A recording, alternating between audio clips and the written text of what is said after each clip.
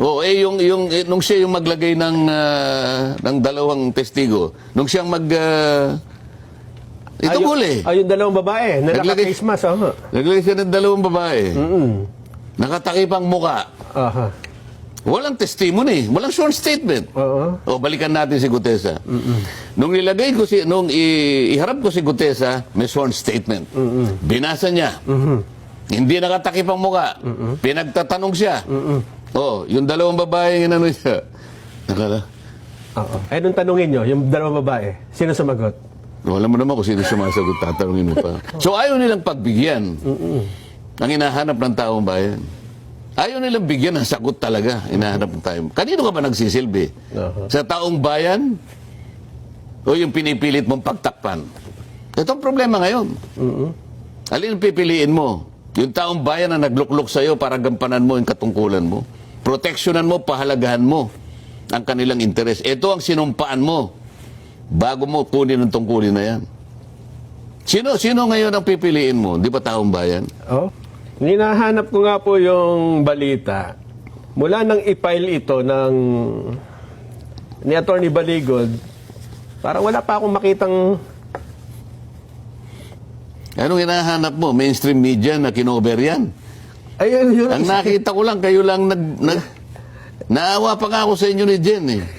Yung simula, nung lumabas yung mga tama, yung unang araw. Hindi ba ako nakita ng mga malalaking mga news networks ito, mga radio television networks? Hindi isa ito, hindi dalawa, labing wala yata ito eh. Pagkaraniwan na, alam mo, sa amin doon. Meron lang nagsabi na, Sen, anong masasabi mo kanya doon sa hamon sa iyo ni Commodore Tariel na pumunta kayo sa Calayan Island Group? Ano bang napaka-importante na yun? Yung ba'y pag-uusapan natin? Headline yan. Pero ito, kuminsan dyan, alam mo, yung ating mga kababayan, mapagmasid yan. Wag mong mamaliitin yung kakayahan ng pag-aanalisa sa mga pangyayari. Ang akala kasi nila, kung ba ang tao, lalo ng Pilipino, mapagpasensya, inaakala nila siguro na, hindi, mga ilang araw lang yan, makakalimutan. Hindi ako naniniwala, itong lawak at karumal-dumal na pagnanakaw na to, kahit ano pang gawin mong pagtatakip. Ang daming pagtatakip ngayon. Si Senador Marcoleta, sinabi niya, ihiwalan niya yung Kalayaan Island Group sa teritoryo ng Pilipinas. Isip-isipin mo, kahit hindi ko sinabi, gagawa ng paraan. Para lamang mailihis. Samantalang ang pinaka-importanting hinahanap ng tao, bigyan po ninyo ng kasagutan ito. Pera po namin ito. Ito po pinuhunan namin dito, talagang pawis at dugo. Huwag po ninyo kaming bibiguin dito. Yun ang hinahanap ng tao. Ito po bang affidavit na ito ng mga dating sundalo, ideally, dapat nga ang mag-iimbestiga ay Senate Blue Ribbon Committee. At least siya magpapatawag. Mabuti nga, hindi pinatawag ng notaryo eh. Ang unang tinitira nila din yung notaryo eh. Kung totoo. Ngayon lang ako nakakita sa kasaysayan ng Pilipinas. Merong isang tao na pineki ang notaryo. Nang dahil lamang sa gusto nilang i-discredit yung testimony ni Gutesa. Doon nagpunta. Isip-isip. Yung Gutesa, kaya lang napilitang magpanotaryo. May panahon pa ba tayo? Oo, meron po. Baka kung ano lang pinag-uusapan natin na... Ang dami pong nakasubaybay sa atin. Para lamang ipawalang bisa sa anumang paraan yung ginawa niyang paglalahad. Dahil lamang siya lang gumawa talaga nun, ha? Siya ang kauna-unahang nag-connect nung money trail sa pagitan ni Saldico at saka ni Martin Romualdez. Wala nang iba. Nataranta sila eh. Ano? Hindi nila inaakala yun eh. Na darating yung isang taong gano'n. Ako rin naman hindi ko inaakala eh. Ipinakilala sa akin. Ayaw ko nga maniwala. Ayaw ko nga siyang kausapin eh. O din, ako naman, dahil sa nga hindi ko siya kilala, tetestingin ko siya. Di pa notaryo mo. Talaga ba nakahanda ka? Yes, sir. Sinisipat-sipat ko siya eh.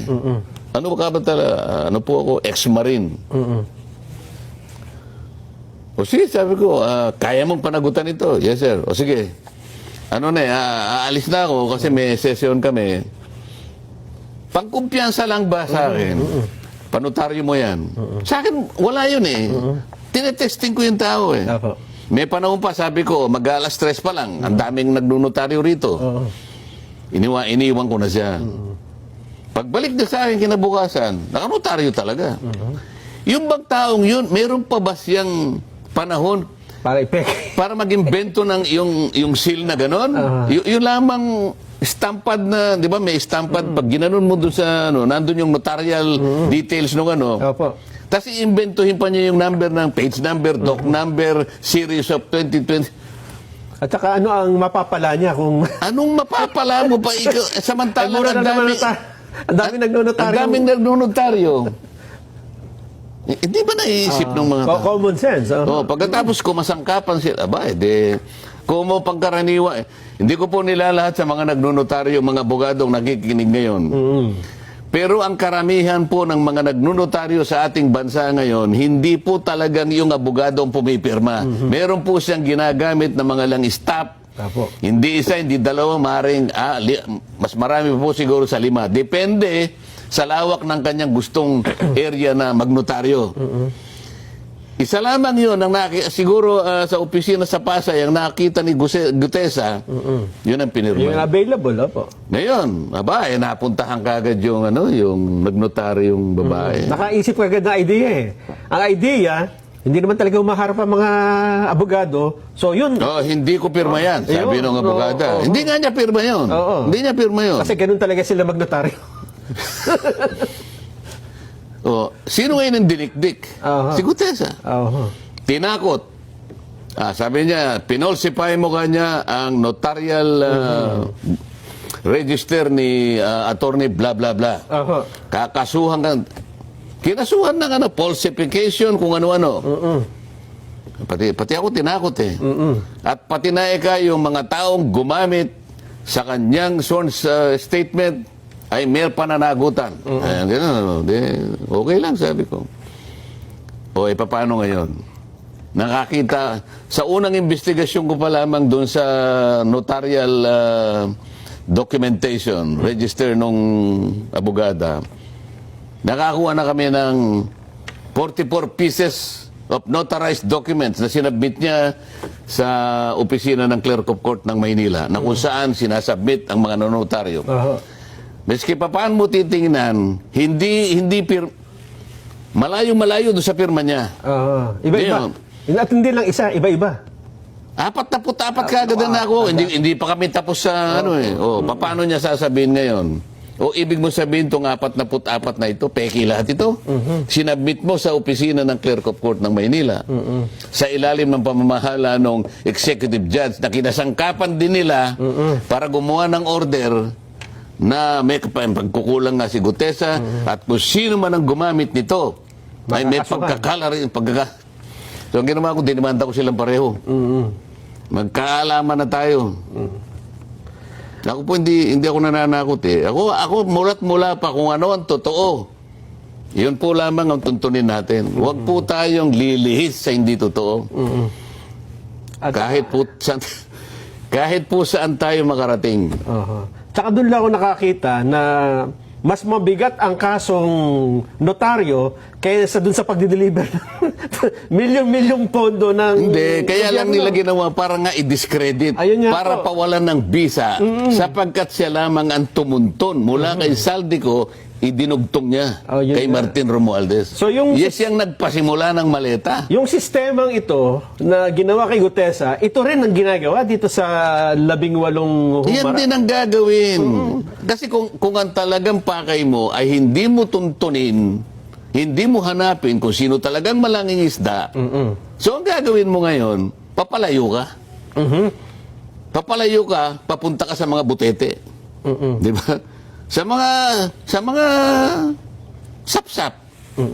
Sa mga dilis, yun ang gusto mo eh. Ihiwalay mo ngayon yung malalaki. Ayun, taong bayan. Hindi po. Naghihintay po kami. Naghihintay po kami. Huwag niyong mamaliitin po ang aming kalagayan ngayon. Naghihintay po kami. Aha. Yun ang dapat mong ibigay sa tao. At yung Kinuha mo yung mandato. Ako nung kinuha nila, hindi naman masakit ang loob ko. Talagang ganyan eh. Naku. Yan ang patakaran eh. Kung sino yung majority, silang magbibigay ng blue ribbon. Nag-majority kami. Di ko naman alam na ganun lang pala kami kadali. De kinuha sa akin. O sa akin naman, mas nagustuhan ko pa nga, medyo nawalan ako ng pananagutan ang laki ng pananagutan na ito eh. Pero kahit na mabigat, kahit mahirap, sinubukan ko. Opo. Nag-umpisa pa lang ako 17 congressmen na ina-identify. Nag-uumpisa pa lang ako O siguro sa takot nila, teka mo na, alisin mo na doon, baka kung sino pang isa pa lang na 17 na kanyang congressmen ang nahuli niya. Paano alisin mo na. Ayun nga. Utang na loob, alisin nyo na siya. Palagay ko ganun na baka nag-away-away na sila, di ba? Pwede sa akin naman, di okay. O sabi nila, mas magaling ito. Sabi nila, okay lang, walang problema sa atin yan. O ngayon, patunayan, gusto ko nga naman Kung mas sigit kang magaling, mas magagampanan mo, okay lang. Kasi alam mo kung sino mananalo rito? Ang bayan Bayan, opo. Okay, bakit? Bakit ganun na nangyayari? Kung ang nangyari kay Gutesa na sa halip na ang dapat kasi ang dinidiscredit mo yung testimonya pabubulaanan mo kung iniimbestigahan mo, hindi yung tao. Hindi, alam niya naman diniscredit mo yung notaryo. Oo. Sumumpa siya sa committee mo Ayun nga. Oo. Pwede mo nang baliwalain yun Yes. Di ba? Oo. Kung tutuusin. Kasi sinumpa ang salaysay. Bakit pinipilit mo pa? Natakutin siya dito sa ganun ito. Wala na to Kung hindi sana siya sumumpa sa committee mo at pinagtatanong ninyo, kayo na nga nawalan ng tanong Sa totoo lang. Kahit nabalikan natin yung yung hearing. Yung hearing. Naubusan na sila ng itatanong. Nandun yung mama. Maghapon siyang nandun. Lahat nasagot niya, pati yung pangalan ng mga taong nasa picture.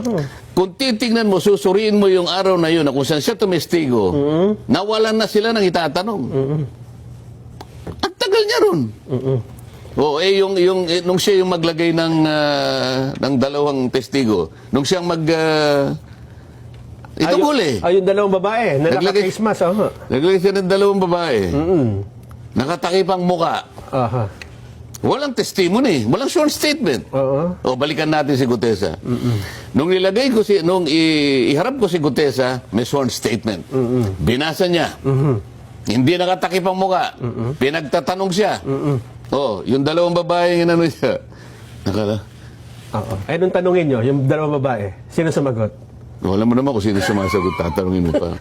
Yun ang pagkakaiba Okay? Oo. Ano ba dahilan? Ba't nilagay mo dyan Kapag tinatanong, ikaw pa rin na sumasagot. Ba't mo pa dinlagay dyan? Di ba? Napansin ninyo. Opo. Yung mga lumantad na dating sundalo, halimbawa nga, hindi ito pansinin ng Senate Blue Ribbon Committee. Pwede ba? Ethical ba na... Hindi, huwag mong ipaghalimbawa na hindi papansinin ito. Itong 18 ito, hindi mo papansinin? Halimbawa lang. Hindi, ayaw kong ipaghalimbawa. Parang ayaw yata Kasi iba yung reaction. Di kapag sinabi mo nila, gagawa ng napakaraming excuses, ng napakaraming kadahilanan, ayaw nila talagang tukuyin kung sino ang may kasalanan. So ayaw nilang pagbigyan ang hinahanap ng taong bayan. Ayaw nilang bigyan ng sagot talaga hinahanap ng taong. Kanino ka ba nagsisilbi? Sa taong bayan? O yung pinipilit mong pagtakpan? Itong problema ngayon. Alin ang pipiliin mo? Yung taong bayan na nagluklok sa'yo para gampanan mo yung katungkulan mo? Proteksyonan mo, pahalagahan mo ang kanilang interes. Ito ang sinumpaan mo bago mo kunin ang tungkulin na yan. Sino ngayon ang pipiliin mo? Di ba taong bayan? O sasabihin mo ngayon na, hindi, teka, may kulay yan Baka ano lang yan Kahit anong kulay pa yan, nakaharap ka. Obligasyon mo yan. Pero pwede bang ang ibang komite ang mag-hearing dito o magpatawag? Ikaw nga. Blue ribbon ka nga eh. Kung hindi yung Blue Ribbon, Blue ribbon nga sa Yun kasaysayan ng Senado ng Republika ng Pilipinas. Blue ribbon yan. Oh. Kinuha mo sa akin eh. Mas magaling ka, di ba? Opo. O ngayon, saan? Yan ang tinatanong mo, taong bayan. Nag-prepare na siya ng ano eh. Meron report, nang ginawang report eh. Pero ngayon, walang gustong pumirma yata. Bakit walang gustong pumirma? O pag ganong-ganon eh. Nung primero, dito niya ginanon. Teka muna nga dyan, dito. Paano ngayon? Hindi ganon eh. Tuntunin mo, gawin mo, sang-ayon doon sa nakikita mong ebidensya. Hindi mo tatakpan ng ebidensya para ipaling mo dito. Hindi yan ang inihanap ng tao. Nandiyan ang dilema niya ngayon. Paano nga yun, sir? Nakagawa na siya ng report, tapos may bagong... Teka muna, ang proseso namin dyan, ang mekanismo dyan, pipirma dyan at least 11 para magkaroon ng majority report. O walang pumipirma. So baka ang gusto nila, wala nang pumirma. Kasi pag wala nang pumirma, wala nang ipipresent. Wala nang official na report na ipipresent. So ganun, papatayin na lang natin. Nako.